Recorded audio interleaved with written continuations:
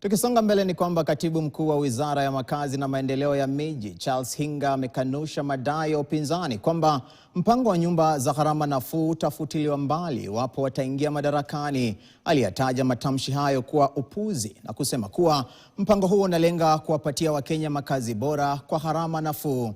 Hinga aliongeza kuwa mpango huo unatambuliwa kisheria na unachangia uundwaji wa ajira pamoja na kuchochea ukuaji wa uchumi. They are fighting for the rights of landlords who want to make sure that you remain a tenant for the rest of your life. And yet, this Article 43 gives you a right to own.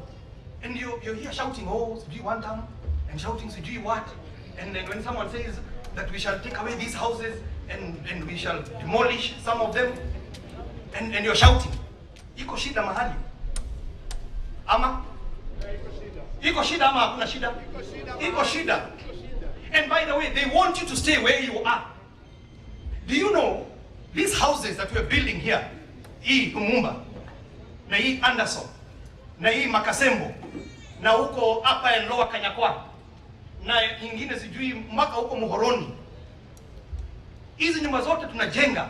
Do you know that if today you have 3,000 shillings and that's all you have, you will get a house here which has all utilities, electricity, it has running water, you have your own toilet.